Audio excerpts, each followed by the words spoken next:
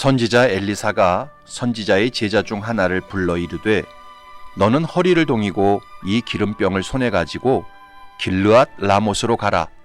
거기에 이르거든 님시의 손자 여호사밧의 아들 예후를 찾아 들어가서 그의 형제 중에서 일어나게 하고 그를 데리고 골방으로 들어가 기름병을 가지고 그의 머리에 부으며 이르기를 여호와의 말씀이 내가 네게 기름을 부어 이스라엘 왕으로 삼노라 하셨느니라 하고 곧 문을 열고 도망하되 지체하지 말지니라 하니 그 청년 곧 그 선지자의 청년이 길르앗 라못으로 가니라.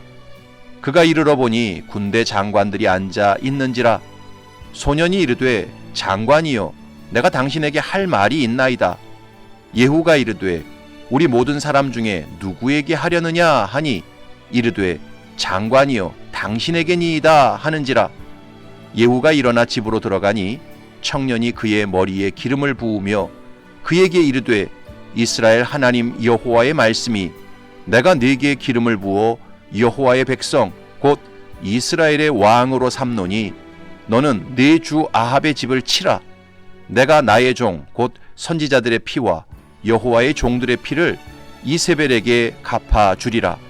아합의 온 집이 멸망하리니 이스라엘 중에 매인자나 노인자나 아합에게 속한 모든 남자는 내가 다 멸절하되 아합의 집을 느밧의 아들 여로보암의 집과 같게 하며 또 아히야의 아들 바하사의 집과 같게 할지라.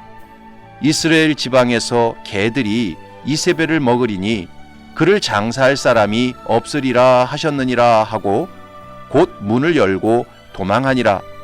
예후가 나와서 그의 주인의 신복들에게 이르니 한 사람이 그에게 묻되 평안하냐? 그 미친 자가 무슨 까닭으로 그대에게 왔더냐? 대답하되 그대들이 그 사람과 그가 말한 것을 알리라 하더라. 무리가 이르되 당치 아니한 말이라. 청하건대 그대는 우리에게 이르라 하니 대답하되 그가 이리 내게 말하여 이르기를 여호와의 말씀이 내가 네게 기름을 부어 이스라엘 왕으로 삼는다 하셨다 하더라 하는지라. 무리가 각각 자기의 옷을 급히 가져다가 섬돌 위 곧 예후의 밑에 깔고 나팔을 불며 이르되 예후는 왕이라 하니라. 아멘.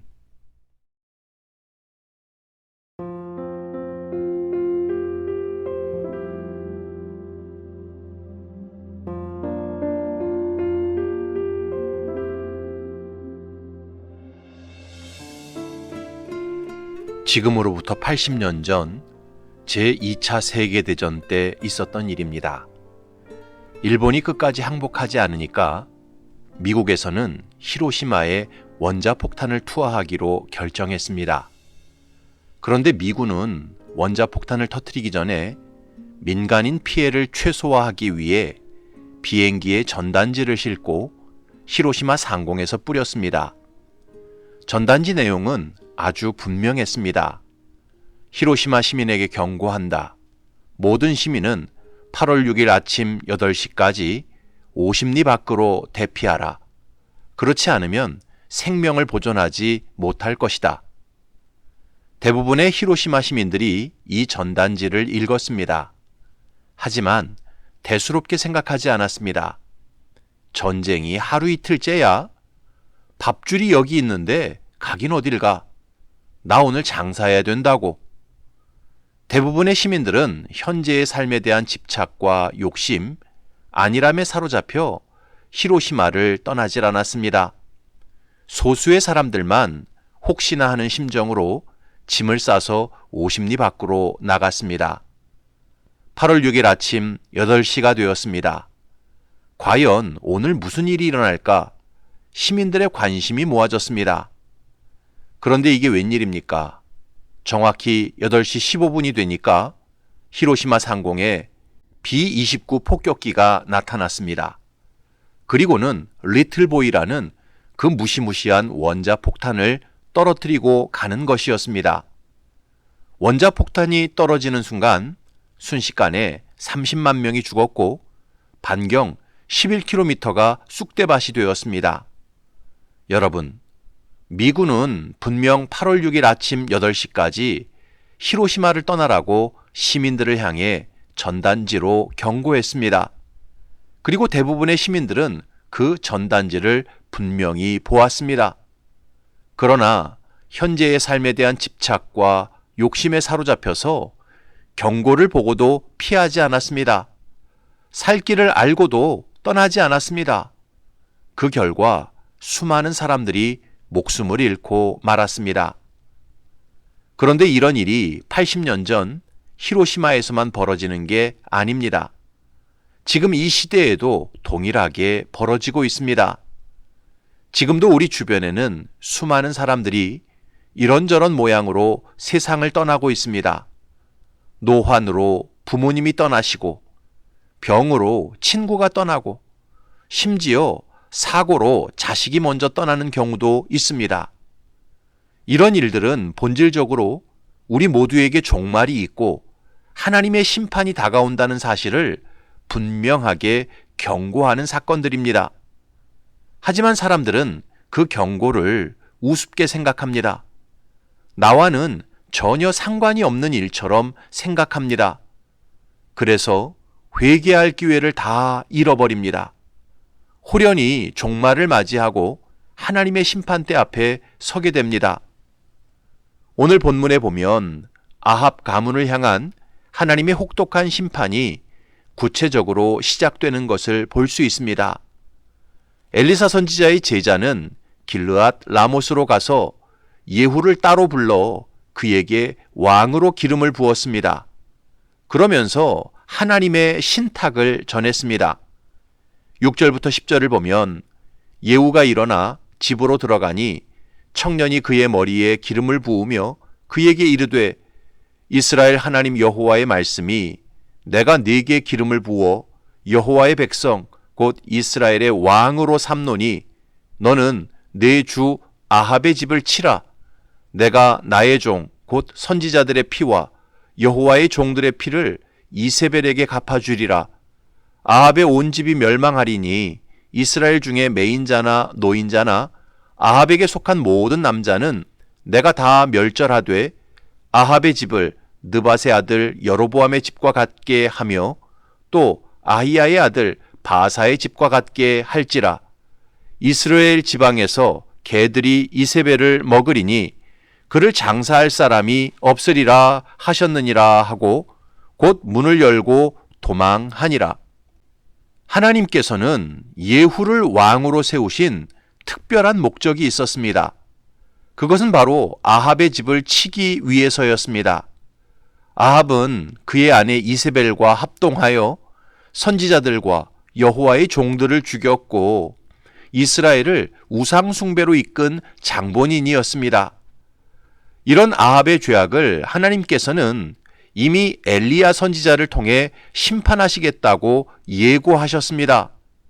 열왕기상 21장을 보면 여호와의 말씀이 내가 재앙을 네게 내려 너를 쓸어버리되 네게 속한 남자는 이스라엘 가운데에 매인자나 노인자를 다 멸할 것이요 또 네 집이 느밧의 아들 여로보암의 집처럼 되게 하고 아히야의 아들 바사의 집처럼 되게 하리니 이는 내가 나를 노하게 하고 이스라엘이 범죄하게 한 까닭이니라 하셨고 이세벨에게 대하여도 여호와께서 말씀하여 이르시되 개들이 이스라엘 성읍 곁에서 이세벨을 먹을지라.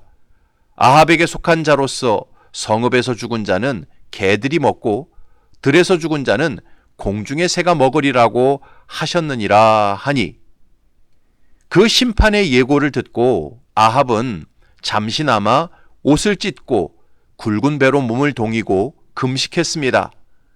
회개하는 모습을 나타냈습니다. 그 모습을 보시고 하나님께서는 아합에 대한 심판을 유보하셨습니다. 여호와의 말씀이 디셉 사람 엘리야에게 임하여 이르시되 아합이 내 앞에서 겸비함을 네가 보느냐? 그가 내 앞에서 겸비함으로 내가 재앙을 저의 시대에는 내리지 아니하고 그 아들의 시대에야 그의 집에 재앙을 내리리라 하셨더라. 그러나 아합이 죽은 다음 그의 두 아들 아하시야와 여호람은 하나님께로 온전히 돌이키지 않았습니다. 계속해서 하나님의 말씀을 무시했고 우상 숭배의 길로 나아갔습니다. 그렇게 아합 가문이 회개하지 않고 보낸 세월이 무려 30년이었습니다. 그럼에도 불구하고 아합 가문은 여전히 왕위를 유지하고 있었습니다. 그러다 보니까 그들은 하나님의 심판은 전혀 닥치지 않을 것처럼 착각했습니다. 그러나 오늘 본문을 보면 아주 갑작스럽게 예후가 왕으로 기름 부음을 받게 되었고 북이스라엘 모든 군대가 예후를 왕으로 추대했습니다. 그러면서 아합 가문은 순식간에 심판의 소용돌이로 빠져들게 되었습니다. 이런 성경의 역사를 보면서 성도들은 깊이 생각해야 합니다. 오늘 하루를 무사히 잘 살았다고 해서 하나님의 심판이 없는 게 아닙니다. 특별한 사건, 사고가 일어나지 않았다고 해서 하나님의 심판이 닥치지 않는 게 아닙니다. 우리가 중심으로 죄에서 회개하지 않고 하나님의 뜻에 온전히 순종하지 않으면 하나님의 심판은 계속 쌓여갑니다. 그러다가 그 죄악의 무게가 임계점을 넘으면 하나님의 혹독한 심판이 우리의 삶과 영혼을 송두리째 파괴합니다. 시편 50편에서 분명히 말씀합니다. 악인에게는 하나님이 이르시되 내가 어찌하여 내 율례를 전하며 내 언약을 내 입에 두느냐? 내가 교훈을 미워하고 내 말을 내 뒤로 던지며 도둑을 본즉 그와 연합하고 간음하는 자들과 동료가 되며 내 입을 악에게 내어주고 내 혀로 거짓을 꾸미며 앉아서 내 형제를 공박하며 내 어머니의 아들을 비방하는도다. 내가 이 일을 행하여도 내가 잠잠하였더니 네가 나를 너와 같은 줄로 생각하였도다. 그러나 내가 너를 책망하여 내 죄를 내 눈앞에 낱낱이 드러내리라 하시는도다. 하나님을 잊어버린 너희여, 이제 이를 생각하라. 그렇지 아니하면 내가 너희를 찢으리니 건질 자 없으리라. 또 베드로후서 3장에서 말씀합니다. 주의 약속은 어떤 이들이 더디다고 생각하는 것 같이 더딘 것이 아니라 오직 주께서는 너희를 대하여 오래 참으사 아무도 멸망하지 아니하고 다 회개하기에 이르기를 원하시느니라. 그러나 주의 날이 도둑같이 오리니 그날에는 하늘이 큰 소리로 떠나가고 물질이 뜨거운 불에 풀어지고 땅과 그 중에 있는 모든 일이 드러나리로다. 사랑하는 성도 여러분, 하나님의 심판은 반드시 닥치게 되어 있습니다. 오늘 당장 무슨 일이 없었다고 해서, 최근에 특별한 사건, 사고가 없었다고 해서 하나님의 심판이 사라진 것이 절대 아닙니다. 그러므로 성도는 오늘 기회가 있을 때 하나님 앞에서 죄를 돌이키고 불순종을 회개해야 합니다. 하나님께서 기뻐하시는 길로 나아가야 합니다. 그럴 때 하나님의 긍휼과 은혜를 입고 영원한 구원과 생명과 나라를 받을 수 있습니다.